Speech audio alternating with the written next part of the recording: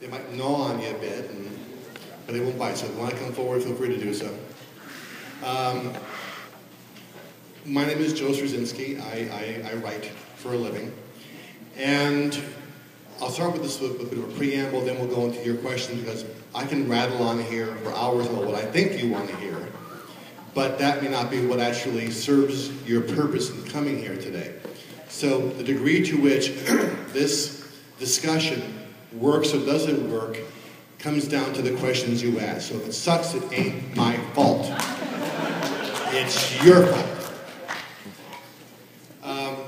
By all rights, I should not be writing for a living, and many of my readers would agree with that. I come from poor. I come from most desperate circumstances imaginable. As I mentioned in the spotlight yesterday, my first 17 years, we moved 21 times. You know, I did not have a great home life. I had to go to the best colleges. I went to 3 different junior colleges and 1 university. And got degrees in clinical psychology and sociology, which means I'm qualified to be unemployed in several directions at the same time. So, I didn't go to the writing classes, I didn't take workshops, I didn't have an environment suited to that, but yet, here I stand. And the reason for which is I take writing very frickin' seriously. And I'm here because I believe in the quality of the work being the most important thing. If you're here because you think writing is going to be an easy check, or a gateway drug to a career in Hollywood, get the fuck out now, or I will hurt you.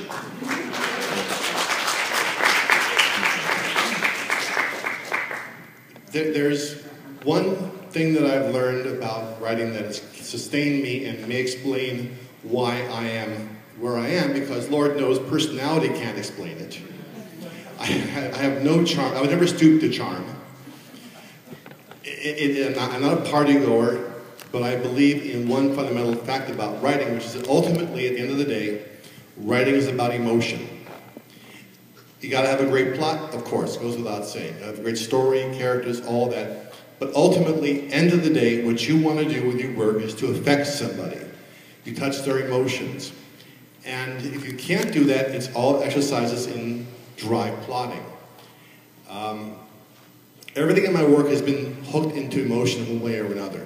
And I will go as far as I have to slide that in somewhere. There was an issue of Thor I wrote a while back. Have you read the Thor books that I did? Thank you. There was a love relationship between a guy who runs a diner in a small Oklahoma town and a goddess named Kelda. And he one day is in the diner working, and Dr. Blake is there, and a bunch of other guys are hanging out. And he is just depressed. You know, she is so far outside of his league. You know, she's a goddess. You know, he flips burgers, and he's ready to sort of hang it up. And you know, he says to the room, like my dad used to say, a bird can love a fish, but where would they build a house together? Everyone kind of nods, you know, yeah, he's got a point. If a bird loved the fish, where would they build a house together? And Dr. Blake, without looking up, says, at the edge of the river.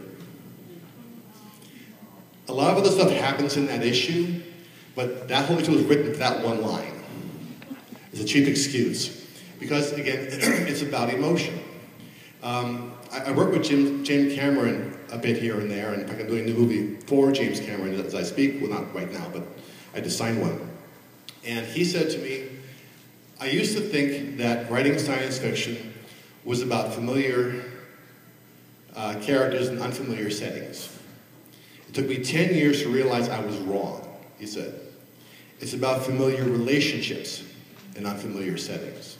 So if you look at Aliens, it's a mother-daughter relationship. They're not mother-daughter, but that's the relationship.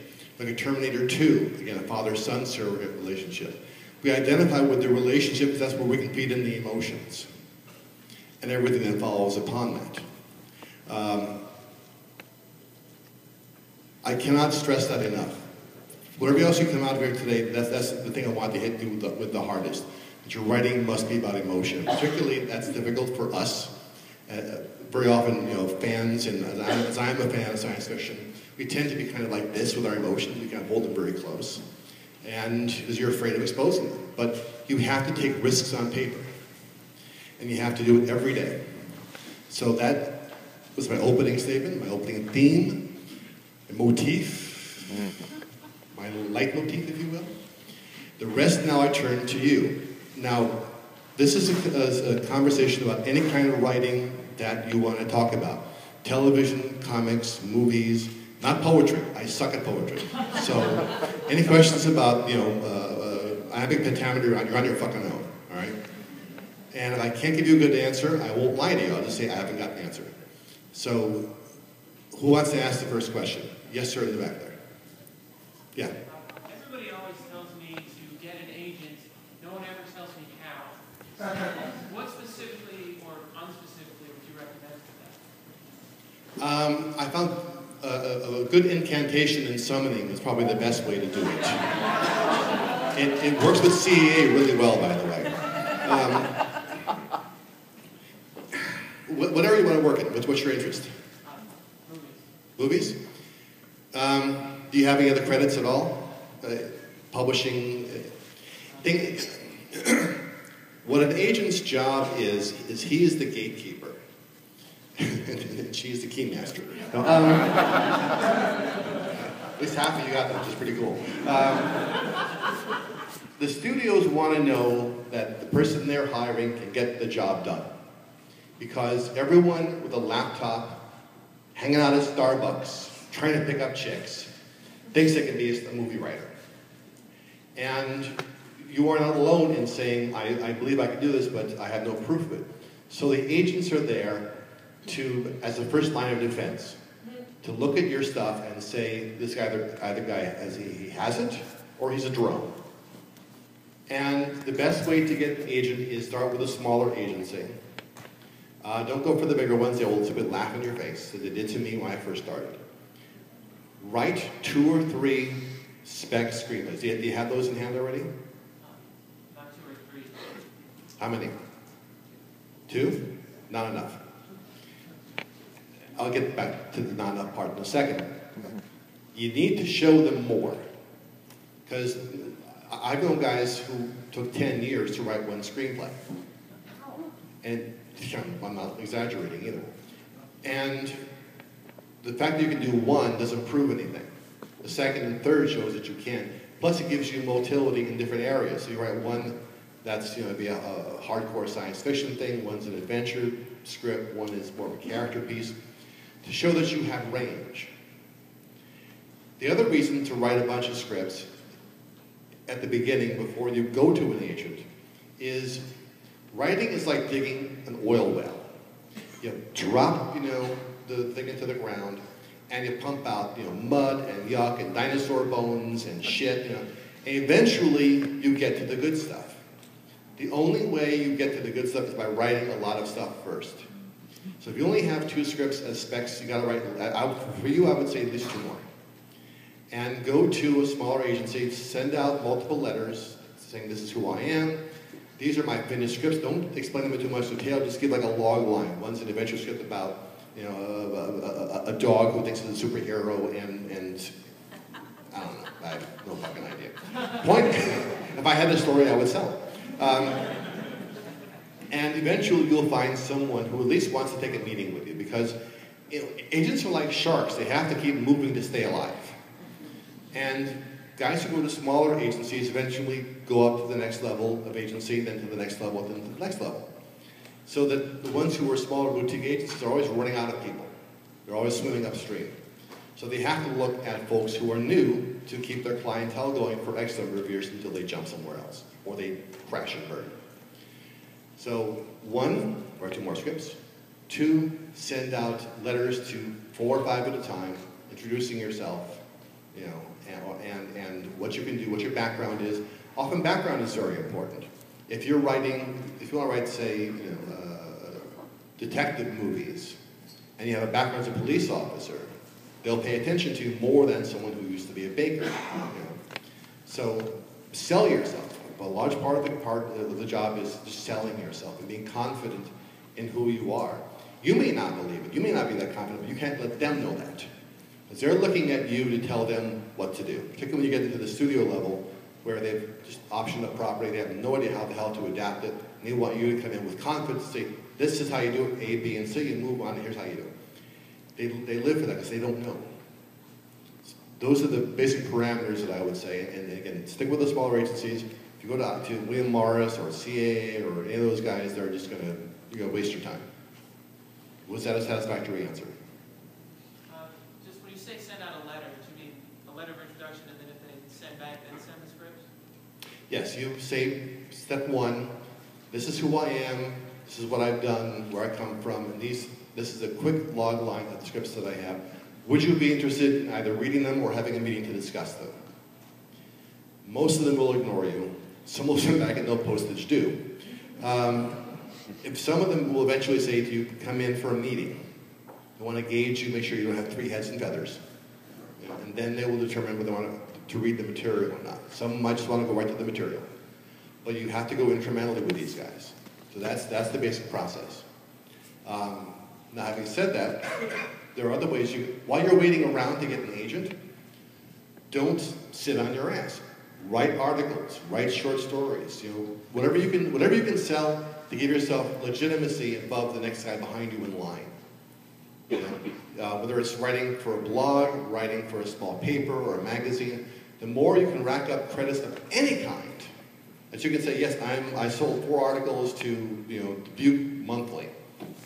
It still says that someone paid you money for what you do, and that says something to any agent or to anyone. So don't just wait around. Keep moving, keep learning. Writing an article teaches you about structure. That structure you can then use in a short story. Short story teaches you dialogue. You use that in a screenplay.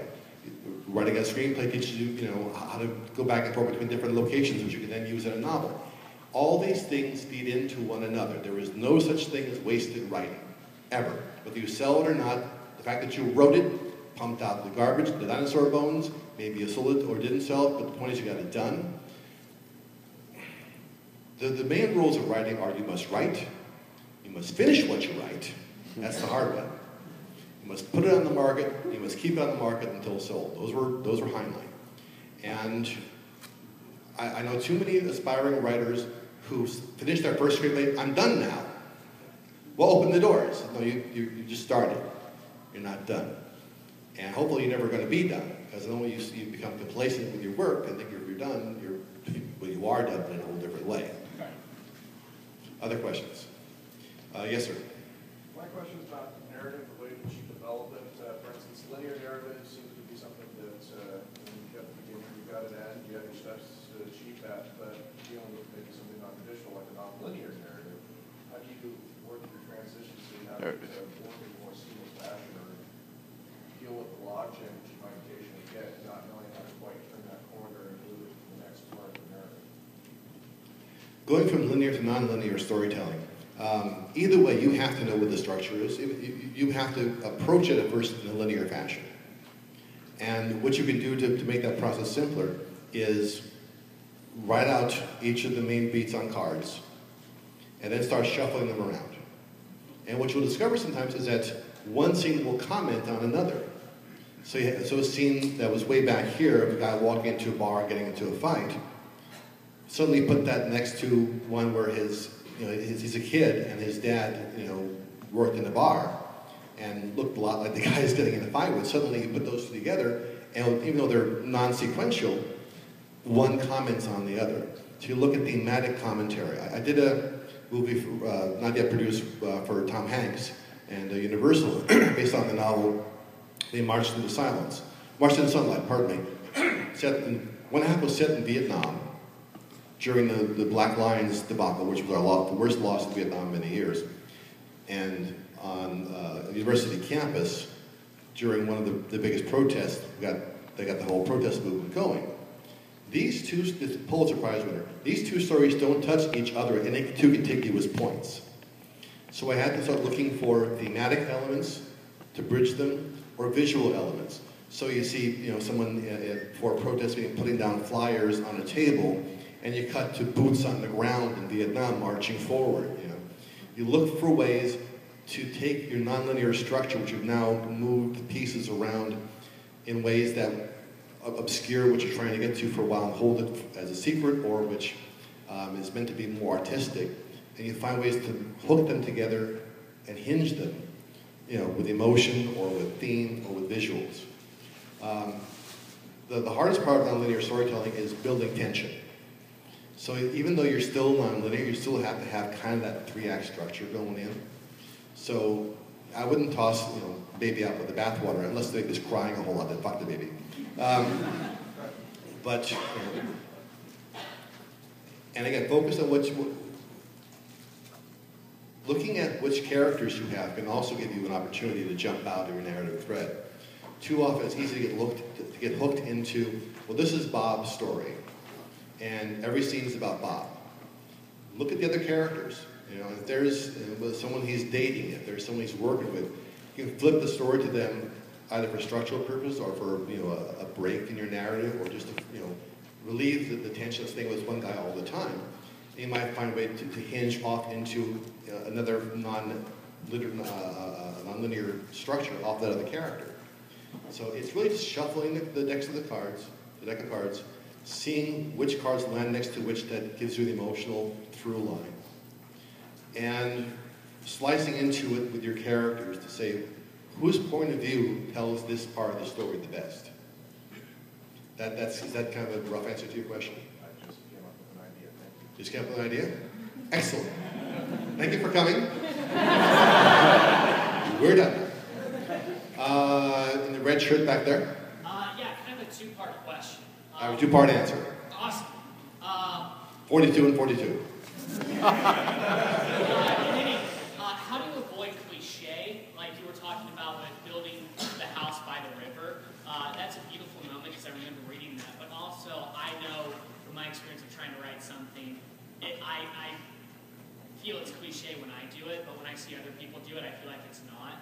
And aside from my perspective, what helps something to avoid being cliche? And secondly, what books would you recommend as far as looking for screenwriting? Like, for example, Robert McKee's Story is one that I've looked at and really found a lot of guidance in, and I wanted to know if you had any in mind or stuff like that. So, I'll take those in reverse order so I can think about the other one. I did a book on script writing, but it's currently out of print and it's out of date, so I wouldn't go to that. The problem that I have with most screenwriting texts, particularly McKee books, is that they try and tell you how you should write. When I work with someone, I'm trying to find what they have to say, rather than my telling them that by page 84 you must have the reversal. Yes, that will teach you how to write like everyone else. There's just one small problem. We already have everyone else. This is going to sound like pop psychology, and I have bigger indulgence ahead of time, but the only thing that defends this is that it is true. Every person in this room has a unique commodity that only you can sell. It's the lens through which you view the world. And that lens was forged over years and years of experience and learning and crisis and trauma and blood and emotion that you've gone through. Well, what's your name? Stephen. What's your last name? Hanthorn. Hanthorn? Hanthorn? Yes. Hanthorn. Spell that. Hanthorn. Did your parents not like you or something? They didn't get too much choice on the last name. Well, there is that. All right. There's no one in this room, no one in Hollywood, no one sitting in this chair right now who can write a Stephen Hanthorn script as well as Stephen Hanthorn can write it. Because you have that point of view that no one else has. When I hire Neil Gaiman to write something for me, I know that I will get the best Neil Gaiman script in the world if only he can write them. You all have something important to say. The question is molding that into a way of storytelling that is unique to you. And most of these books, I fear, tend to result in cookie-cutter writers. And it's the same old, same old. So I would actually say the best way, if you want to read stuff to be a better writer, the best thing you can do is just read screenplays. Read ones by guys who've done amazing work, really good screenplays, and then, taking a break from those, read the worst screenplays in the history of mankind. Because you can often learn more from a bad script than you can from a good script. Because in a good script, what works is almost kind of invisible. It's almost ineffable. But when you read a bad script, you go, oh man, I see where he screwed up here. Nonetheless, even though you can't necessarily see what works well in a good screenplay, you're absorbing it. You're getting it cellularly, as you read the screenplay. And sometimes afterward, things will click in your head that weren't there before. I have one of the biggest screenplay collections on the planet because I go through them to steal relentlessly, but also, to remind myself what good writing is. And they keep me really frickin' modest. As I've mentioned elsewhere, I have a lot of original Rod Serling scripts with his handwritten annotations on them. And whenever I feel too cocky as a writer, I pull one of them down and I just want to fucking kill myself. Just get out of the business. So I would urge you, and there's places online where you can find screenplays. Be careful. Use your iPhone to browse first, because a lot of them are corrupted now because of one thing or other, there's viruses. So just check around and download as many as you can. Just read one a day for a month. And you will learn more about writing, good writing, than you would from 10 textbooks, including mine. To how you avoid cliche, it's a difficult question to answer, but I'll try and surround it the best that I can. In some ways, cliche is not to be avoided because, again, you're filtering it through your own unique point of view. It may be a cliche emotion, but the fact that it comes through you in your own way makes it not cliche. Secondarily, we all share the same attributes. We all have jealousies, we all have loves, we all aspire for a better life for ourselves and for our kids. What is true emotionally for one person will probably be true for another. Sometimes that brings you perilously close to cliche. But if you, again, keep it true to your own true north in your heart, it will help you to avoid it. The other way to avoid it is to turn it upside down. That's kind of a specialty of mine for a long time. When I was looking at what to do with Asgard in Thor, they were saying you have to put it somewhere interesting, like New York, on top of a mountain somewhere in the galaxy, and Oklahoma. Just drop Asgard in the middle of Oklahoma. So flat, flat, flat, flat, Asgard, flat, flat, flat. And the moment you do that, everything around it becomes not cliche. Everything to do with gods and man interacting, which we've seen 1,000 times in Thor, becomes not cliche anymore. When you see, someone like Bill and Kel getting together, when you see Asgardians helping someone change a tire on the road, Hogan picks it up in one hand and the guy's frantically just trying to change the tire and get the hell out of there. It creates things that are not cliche by turning a basic premise upside down. So those are the two things that I would say are the most useful to avoiding cliche. Other questions? Yes, ma'am. What's your take on collaborative screenwriting? Should you avoid it if you can? The question was my take on collaborative screenwriting. I tend to personally avoid it only because, gunfire erupts at some point. I don't play well with others. However, there are many, many creative writing teams working in the business. Because sometimes what you'll discover is that you may have a really good eye or ear for dialogue, or an eye for dialogue, it's on the page, what the hell? An ear for dialogue, but you're kind of soft on plotting. Whereas the person sitting to your immediate left, he's not really good on dialogue, but he's really good on action and character and structure. So you end up complementing one another in non-competitive ways. It's when you both have the same strengths and the same weaknesses, then you should avoid it. Because each of you will want to lead the dance in your own particular area. And that will only lead to bloodshed. So it's neither good nor bad, it's whether it serves a purpose or not. Other questions? Sir? What are your thoughts on working in a single universe you've created for a period of years, something like that one time? And specifically, what has your experience been with, as you become a different person over the years, how do you continue to be creative in a universe that you created maybe several years ago when you were a different person? In terms of staying fresh in the same universe and working one over time, again, this goes back to asking the next logical question about the character. I may personally become stale after a while, but as long as the character is alive in my own head, that's never going to be a problem. So for me, it comes down to taking chances, maybe they will, they won't work, and listening to what the character has to say.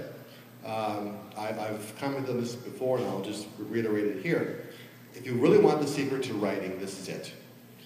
Imagine your best friend walking across the living room in the middle of the night, the lights are off. You haven't got a best friend, borrow one from the person next to you. And they bang their shin on the coffee table. Now, you know your friend. You know exactly what your friend's going to say when that happens. You don't have to think about it, you don't have to worry, you sit there staring at the screen, you just know. Writing, whether it's the first time you're writing a script or 10,000 episodes down the road, is about getting to know your characters so well that whatever you drop them into, you just have to lay back and write down what they do. Writing should be effortless. It should be fun. This is not homework. It should be fun. And for me, part of that is just sitting back and saying, what the hell is going to happen now? I was writing a Spider-Man issue, and I needed a break between one intense scene and the other intense scene. I had Spider-Man on a roof, and I think, what the fuck are we doing now? So what do you want to do? I'm going to go for a walk down the building. It's okay. And he stopped, and he noticed, not me, he noticed a guy eating popcorn on a balcony. So he walked over and said, how's it going? It's the middle of the night in New York, and the guy's like, it's Spider-Man, so what? You know, oh, it's fine. You know, what kind of popcorn is that? Oh, it's good. It's not bad. It's fresh. You know, real butter or fake butter? Real butter. Popcorn butter or the other type? Popcorn salt or the other kind of salt? Popcorn salt. Come on, it's all kind of good. And he goes, long discussion about popcorn. And next thing you see is Peter walking down the thing with a handful of popcorn and thinking about his problems. And those kind of moments humanize the character, which again helps to make it more interesting over time. And they're moments that I would not, if I had sat down to outline that book, I would never have put that in there. That's when you sit back and listen to the character and let him talk to you. And there's nothing that will keep you fresher than listening to them. To this day, I'm in the middle of the night, Babylon 5 characters talk to me, and which really pisses me off after a while. A lot of them, Londo will not shut up. He just... was it just recently he did something on me? Like 2 weeks ago, I woke in the middle of the night with this whole long monologue in my head from Londo. Anyway, I hope that answers your question. Cap, dark shirt back there. How do you deal with notes? You feel, well, they're systematic in ways that they change your story completely. Like my last script, I'm getting told that you need the stakes to rise higher, but I feel that the way the story is now, if something else would be added in, it would completely change, it'd be like a page one rewrite. So what do you deal with? How do you deal with something like that? Well, in terms of notes, the first thing you have to ask is as much as you hate the idea of it, do they have a point? And just go through it in your head so to see how it lays out. And if it does make sense, do it. Don't be knee-jerk about it. That's my job. If it doesn't make sense, then you have several different options. Option one is you tell them to go fuck themselves. And if you don't need the job, and you don't need the money, and you don't need them, go in guns blazing, roll in a grenade and go in firing. Option two is you ask yourself, well, what is the spirit of their note? Sometimes when they try to explain what they want from you, there's the letter of the note and the spirit of the note. Sometimes if you address the spirit of it, if they want more action, maybe they'll actually ask you for more conflict, more disagreement between the characters. Are they looking for fist fights and guns, or are they looking for more emotionally based conflict? And you try and winnow through, okay, what is it you really want? Option three is you bullshit them. So, the note is, Right now, the character's coming to the front door. I think it'd be more to see they came in through the upstairs window. So you just wait about 2 months.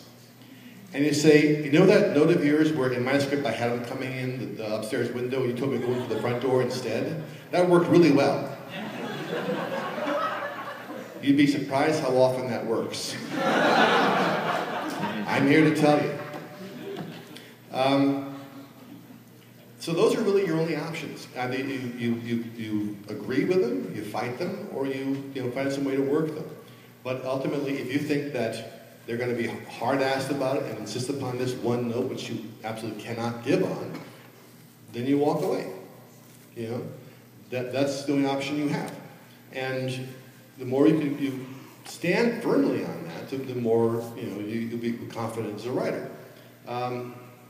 During the Writers Guild strike of '88, I couldn't work on any live-action television shows, and I was desperately short on money. And the guys who were doing the Beetlejuice cartoon series called and said, we want to hire you as a story editor. And I said, great, terrific, no problem, but I have 2 conditions. One, no one touches my stuff. And there were 2 other story editors working on the show at the same time. And 2, I know a lot of good writers. And if I bring them in, I edit their stuff, no one else touches their stuff. If you do, I'm leaving. No problem, understood. Yes, sir, we're gonna go. So in come some scripts by my writers. I turn them in. They come back. They've been wholesale rewritten. I go into a meeting with the producer. I said, what happened? Well, these other 2 story editors thought they needed to work on the script. I said, do you remember when I said to you that if you did this, I'm leaving? He said, you're not going to leave. We're in the middle of a strike. You need the work. Wrong and wrong. I walked out the room and quit immediately. You have to determine for yourself how far you will go and no further. So ultimately, looking at a note, that's you and the quiet turning of your considered conscience. Next question. Yes, over here. Hey, so I have a couple of questions. First of all, I have an agent, and he was like, oh, well, I like your writing, but it's not commercial enough. So now every time I sit down on my laptop, I'm paralyzed with fear in making something commercial, which I know is supposed to be the antithesis of being creative anyway. So it's it's literally stopped me from writing way too much. So I guess my first question is really how do you deal with commerciality? And then my second question goes back to voice, which is more and what we have to say. I find that I'll read something and sort of absorb it like a sponge, and then I find I'm writing the next page becomes a diary because that's what I've just read. How do you avoid getting other people's voice and find your own? It's all right. Voice being one question and commerciality being the other question. I'm like you. If I read something by a person with a strong style, I absorb it like a sponge. And I have to actually, squeeze it out before I get back to my own work. So item 1 is avoid doing that. There's an interesting difference between style and voice. Style comes and goes with fashion. Style can be shared by many different writers, the way that H.P. Lovecraft, Lord Dunsany, and Clark Ashton Smith kind of shared this Baroque style. But their voice was what was unique about them and how they told their stories. That's when you meet a lot of writers, you learn after a while that they talk the way they write the way they talk. And that is inherent in the voice. The style is a whole separate question. Style is almost artifice put on top of voice to make a commercial, or make it interesting. To the question of commerciality, this goes back to what the gentleman before asked about notes. For you, being told make it more commercial froze you. Now, I suspect that when you were told this by our agent, he didn't tell you what commercial means, did he? Not really, no. Because they don't know. They want you to know and tell them. What makes anything commercial? Is it X number of explosions per episode or per screenplay? Is it fist fights? Right now we are sort of in the non-drama phase where Hollywood doesn't want to hear anything from dramas. But by the same token, what they're discovering is that they're almost emptied the cup in terms of big, huge action stuff. They've been going so big and so broad that the audience is not becoming inured to it. And given the success of The Artist and other films like that recently, I think they're starting to sort of pull back a bit and say, wait a second, maybe we should consider a different approach. One of my favorite comments I got from a CBS executive a number of years ago, when their ratings weren't doing so well, was, we figured out what audiences want. They want quality. I'm not making that up. I wish to God I was. I just want to stick a fork in his eye. So, I am no better than your agent at telling you what is commercial. I think that you have to focus on asking one singular question. Why would an audience pay $5 or $12 or $10 or whatever it is these days to see this movie? What are they going to take away from this that makes them want to come out with their family, hire the babysitter, and come out and see this? And that goes back to caring about what happens, I have no other answers beyond that. The commerciality, if I could tell you what commerciality was, I would be, well, forget it, I just got out of control, but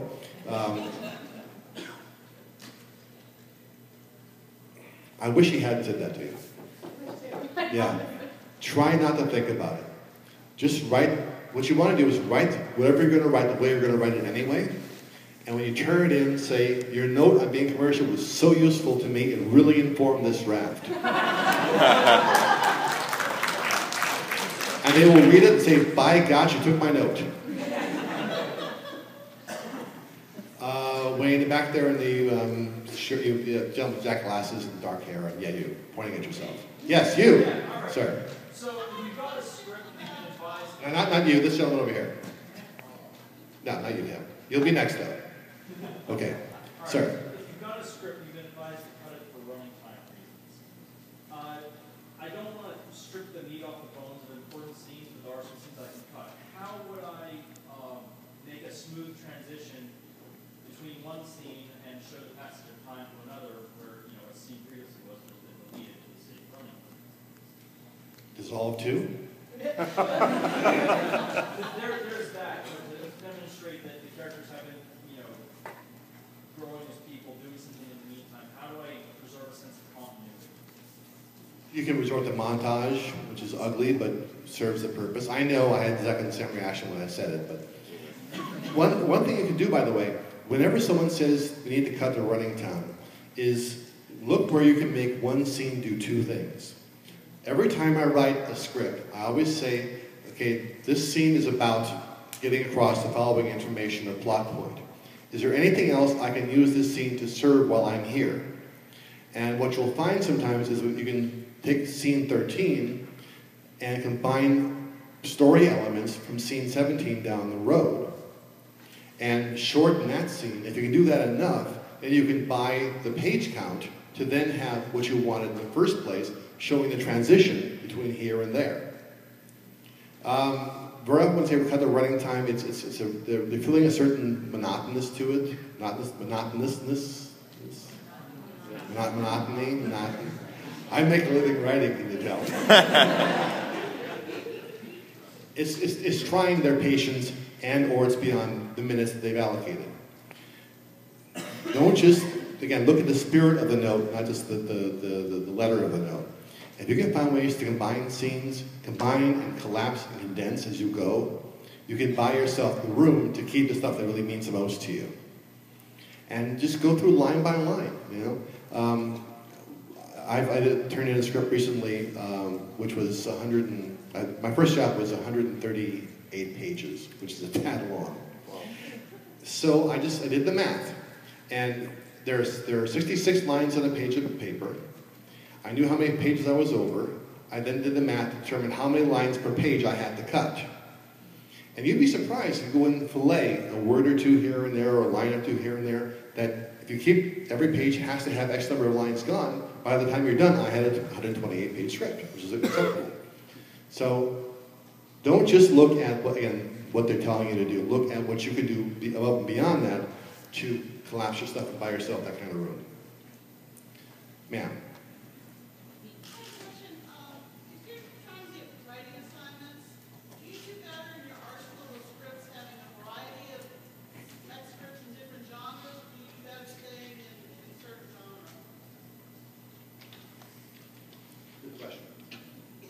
I'm a big believer in diversity. So I would say that the more genres you can have loaded up like arrows in your quiver, the better off you're going to be. Because there may not be any openings on cop shows this year, but on medical shows, by gosh, there's an opening. They're looking for writers and they're looking for specs. So yes, the short answer to your question, I'm a believer, is very straightforward, is yes, the more you can show diversity, the more you have different tools you can use at different times and samples of your work, the better you are equipped to get a job. Next question. Yes, ma'am. Since most showrunners now are looking for original pilot specs as opposed to specs of existing series, as someone who showrun a show, what do you think they're looking for different in the original pilot spec as opposed to what they would normally see in a spec for an existing show? The reason that showrunners tend to prefer original pilot specs to specs done on someone else's show is it doesn't. If you write a pilot for CSI or a script for CSI as a sample, that doesn't tell me if you can create your own characters. Very often, again, so back to the stagnation in storytelling, by year 3 or 4 of a show, you're looking to bring in new blood and freshen things up, and you want someone who can think new thoughts and not just be stuck in the same area we're stuck in before.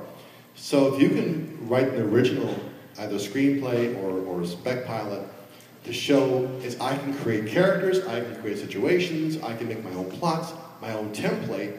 It says to the showrunner, this is someone who I can say, take this thread of the series for this season, you just go and run with it, I'll be over here, working on everything else. Because showrunners, that's what they need more than anything else, are lieutenants. Because you carry a lot of weight when you're a showrunner. You carry the editing, the production, the actors, the studio, all that stuff.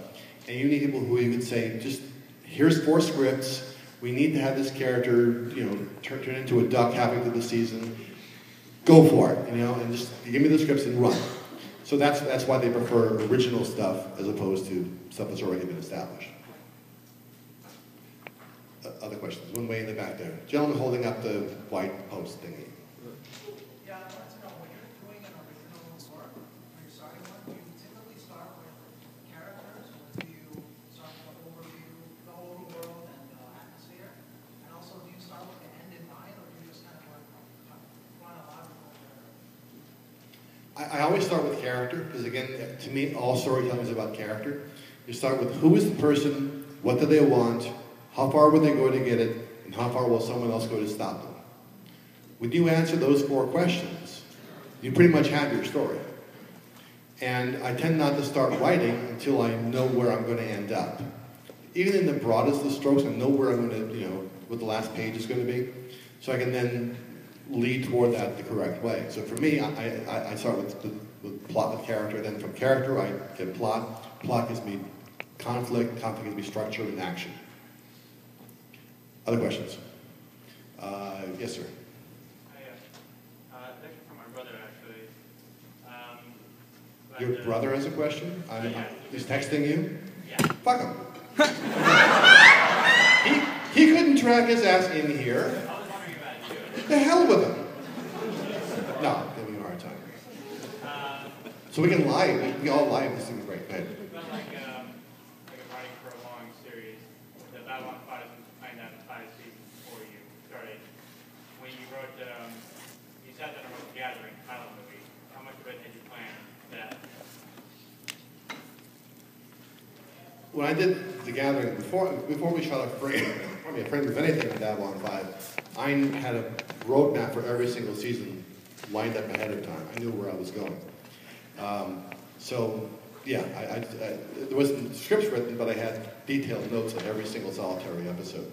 Funny thing is, I had a meeting not long ago with a network, and was talking about a sort of a 5-year arc, and one of the executives who was there said, we've had a lot of people come in here, writers talking about these 5-year arcs, late number of years, and it never seems to work out. What makes you feel that you can do this? I swear. And I fucking invented it, all right?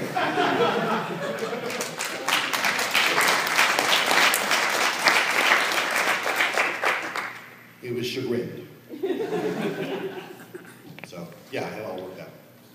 I do. I'm also developing 2 new series. One with Will Smith's company, and one we're closing a deal now with a pay cable network that we should have that deal closed by the time we have San Diego Comic-Con, and I can talk about it more detail. But it's really, really very cool. More questions? Ma'am. I have a question.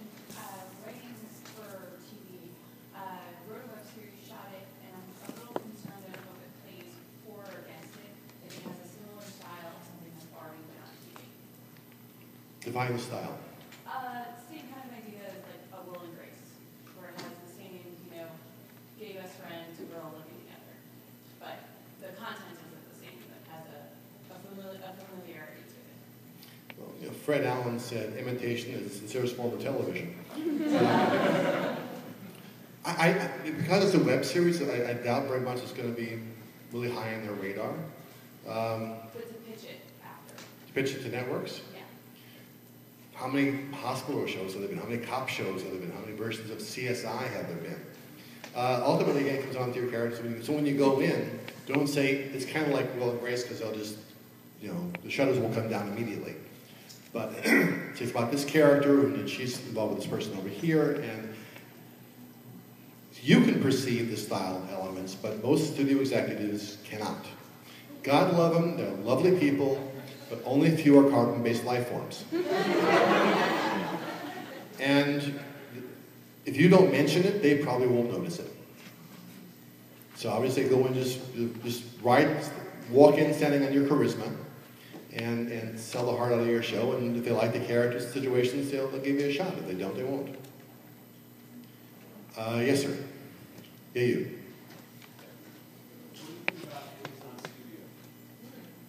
I was asked to be an Amazon studio judge on a couple of things. I'm not sure beyond that what my thoughts are on them, because I haven't seen enough of their material yet to have an informed opinion. I think that for new writers, it's kind of like the lottery, but it might be worth playing it. Certainly, if you have no prior credits, then I would say go for it. Go for any opportunity you have to get your material out there, seen and read by people who matter. Because when I met with the guys at Amazon about this, these are guys who are looking to build that up into a real channel over time, who are looking to acquire more material. And they said, yeah, this script over here didn't win, but it was great. And we may talk to this guy down the road about something. So take every opportunity you can. How many of you are students going to college currently? Some of you. You have before you a sampler platter of opportunities. The college newspaper, the college magazine, the college radio station, the college television station, the college theater. Take advantage of those things. The more you can see your work in print, there's something different about seeing an article you've written on the screen and seeing it in print. Suddenly, all the defects in your writing that you noticed before come glaring back at you. Nothing like seeing a one-act play you've written done before a live audience to realize what you thought was funny. Not so much. Because they have no reason to be nice to you. Your parents, your friends, your family, they'll all look, oh, this is terrific. Put in front of an audience of people who don't know you and probably wouldn't like you if they met you. There's truth. So I urge you, avail yourself, look around the campus, take advantage of every possible opportunity you have. I cut my teeth working as a reporter on the college paper. I did, productions for the college TV station, for the college radio station. And I had my first 3 one-act plays were produced by the various colleges. And out of that came an assignment to write a summer stock play that went on for 16 weeks. So take full advantage. Don't just go to the classroom and the commissary and the restrooms and the parking lot. Avail yourself of what's in front of you. Next question. Yes, sir, over here. How much do you outline your writing, and how much do you kind of just go off, reflect advantage of your writing and go off the outline? I write the worst outlines in the history of really bad outlines. I'm not exaggerating. It ain't the smell, it's the burning of the eyes. They're just wretched. And what I've discovered, and this is just me, I would love to write a good outline. I can't. Because what screws me up is that having written the outline and written the story, the pressure to tell that story is now eased up. I've taken the top off the pressure cooker, you know, and suddenly the impetus to get in there and tell that story is gone. Plus, if I'm in an outline trying to figure out what a character might say under certain circumstances, I'm almost always wrong. When I'm in a script, in the moment with the character, seeing what he would do under those circumstances, I'm almost always right. So I tend to, in my head, just say these are the 5 or 6 key points I want to get to. And the rest I discover on the way.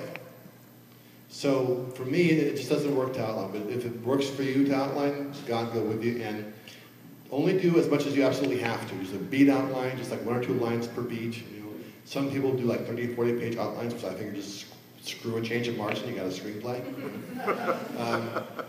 So there is no right or wrong answer to that. It's whatever works for you best. People need to have an outline to keep them going in a straight line from A to B, but I don't.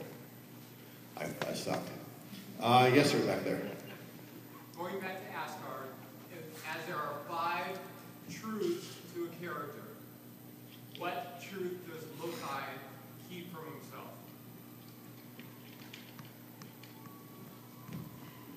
He loves his brother. He loves his brother more than words can say. But he's angry, and that anger will always fight with that love.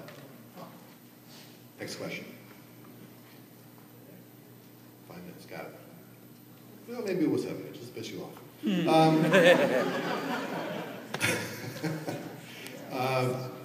Way back there, the gentleman with his left hand up in the air. I just wanted to ask you about your run on Superman. For issue number 705 with the child on the front page, I wasn't understanding why was Superman coming out of like when he woke up bruised and beaten up after he was sleeping on something. That was something that the other writer didn't follow up on. That there was the woman who began following him, who was touched by this other substance, was getting into his thoughts and his dreams and was acting out things that were having an effect on him in real life. All I could do was sort of indicate where I wanted the story to go, but beyond that, I had no control over it. Other questions? Over there. Talking about, back to the agent and about submitting different types of scripts, spec for a series versus your own pilot. Now, for a series, they have a shelf life. If I wrote something for The Wire right now, I'm pretty sure no one really want to look at it. But a pilot, does that remain fresh forever? You just change the date or the written by date on it, or? For an original pilot? Yeah. Yeah, it's fresh forever. They haven't seen it or read it, it's new to them. And if it's a spec pilot, don't put a date on it. Other questions? Yes, sir. If you're pitching a show for animation, and it's an original concept, how much do you give them and how much do you keep to yourself to make them want more? I went to another film where they said that you don't want to give everything away, you don't want to over detail because you want to cover your bases so they have a clear, so you can display to them you have a clear concept. Whether you're pitching live action or animation, the rule's kind of the same to sell a series. You only have one shot at this. You're not going to get back into it and pitch it a second time. So don't hold back that which you think could be compelling or a reason to buy the show. At the same time, you don't want to have them glaze over with too much information. Usually, I found 20 minutes is a good cutoff point. If you can explain your concept in your show in 20 minutes and then leave room for discussion, you're in good shape. And just pick the real highlights of what makes that show work. But more than 20 minutes, and they're looking at their watch, and they're thinking about the next meeting they have to go to and hit in the restroom. So, whatever those points are that you want to pick, just get it down to 20 minutes. What do you think of the real highlights? Is it more important than the relationships of the characters, or? I think, yes, the relationships of the characters are key to that, but again, that I don't know what you're trying to pitch. So for instance, you're pitching something in the Lord of the Rings kind of an environment, you're going to start off explaining what that world is, then you get to the characters. The main thing is to start off with is why you care about this show, why you're passionate about it, why you've always wanted to do this. Maybe you never have, maybe you're just lying through your teeth, but lie. And because they want to know you're excited. They want to know why you're interested in this story. So preamble with that, Hit, if it's a new world you're creating, hit what the world is. If it's not, hit who the characters and relationships are. Tell them what the pilot episode is, what the average third or fourth episode might be, and get out there. Other questions? Anybody way in the back? Yes, sir, back there in the back. Yes, you, turning around. What do you do with your characters when you're creating and building them to get them to the point where you can sit back and watch them and you said as far as you did? Like, how do you build them so that they kind of dictate themselves, speak for themselves? You just spend time with them. You just think about them. And you say, okay, where was this character born? What did they do? Where did they go to school? What kind of environment did they have? What were their parents like? You ask question after question after question, and you provide the answers until at a certain point the character says, I came from here. It's just like anything else. You got to build the foundation over time. It's not, there's no magic pill. You can't do it overnight. It's just a long time spent just thinking about stuff. And you do it long enough, and eventually the characters come to life. Other questions? Back over there. Yes, you. Looking behind you. Looking terrified. Yes. If you were as yet unrepresented, what's the best way to get your stuff out there? Is it best to go to like pitching things, or to go to I don't know, seminars? What? I assume we're talking about yourself. I'm sorry. I assume we're talking about you. Yeah. Well, have you gone to seminars? I've gone to a few pitching seminars. Have you done any good? Somewhat. Have you sold anything? Then the answer is no. I strongly caution against those things. I think that they're more about taking money out of your pocket than giving you opportunities. So what you have to do is find places that you can get into. If you can't get into pitch on a network show, maybe there's a syndicated show, maybe there's a webisode series, maybe there's, there are lots of layers to television, from the really expensive network shows to things done on a shoestring. And those on a shoestring are probably going to be more open to you than others. So just calling them up or sending them a note saying, I have a story I want to pitch to you guys. Sometimes it works. Sometimes sending in a letter or an email or going to meet the person and saying, I like your show and I have an idea for it. When I worked on Twilight Zone, we had a guy come in who had no prior credits at all, but he really said, I really want to come in with a story that I want to tell you guys. And came in and talked about, gave a story, this is the last anecdote we'll be wrapping up, about alcoholism and a pill that could, in essence, cure you of alcoholism by launching an insect inside you that would absorb the alcohol, but then it's had other problems. And finished the pitch, and I said, why do you want to tell the story? And he said, well, it's trendy, it's timely, there's something in your voice more than that. What's going on? And finally, I cracked him. His dad was an alcoholic. It mattered to him to tell this story. After he left, I said to the producer, we have to buy this script because he burns to tell this. We have to let him do it. He's on fire.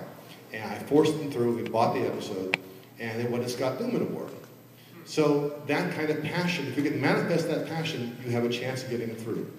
Beyond that, to each of you on your journey, stay true to your voice, listen to your characters, never stop fighting. You have something unique to sell in your own point of view. Respect that, honor that, and never walk away from it. Thank you.